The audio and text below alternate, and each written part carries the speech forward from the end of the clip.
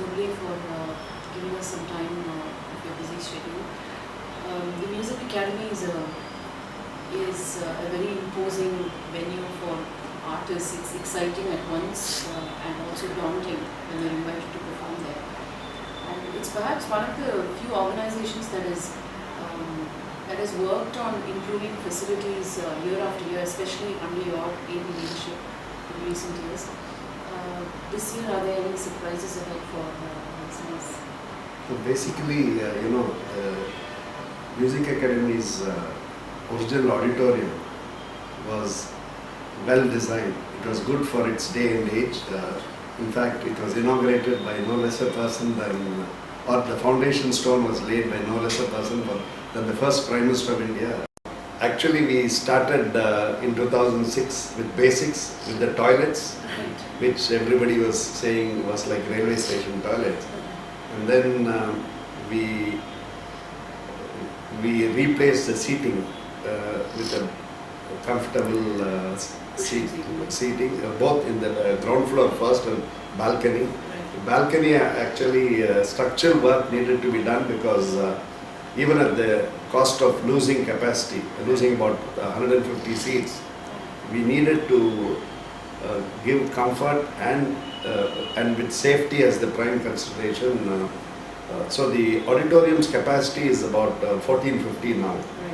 And then we had to change the stage, which hadn't been touched for 40 years. It's remarkable that the stage of the academy, the area is equivalent to one ground. So that again is an incredible thing. Then air conditioning, of course, and very importantly the acoustics.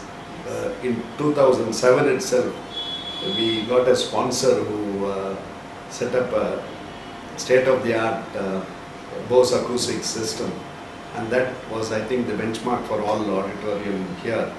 We are all eagerly awaiting the inauguration because it will be a momentous inauguration by the Chief Minister of Tamil Nadu. There is a background to this.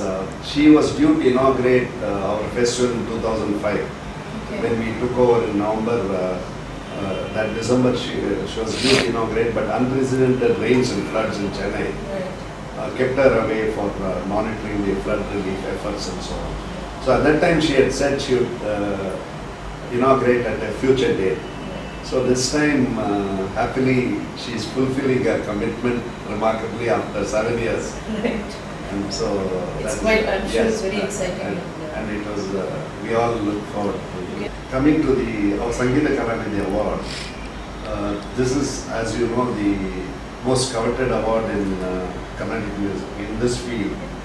And this has been happening from the 1930s. It's become like a lifetime achievement award because we are not able to give it to youngsters yet.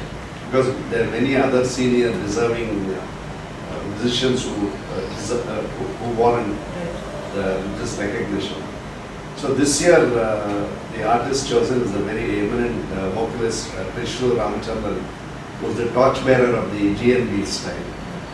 There's a happy coincidence too. This year, without realizing, the year we are honoring him, it is also the 50th year of his first concert in the Music Academy.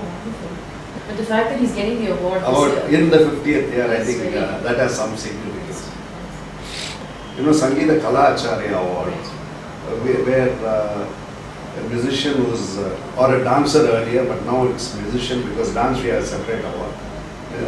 Who's also done a lot to teach and propagate Carnatic music. This time it is J. Venkatraman, who's a Pallavi expert, and the violinist E. Rukmini.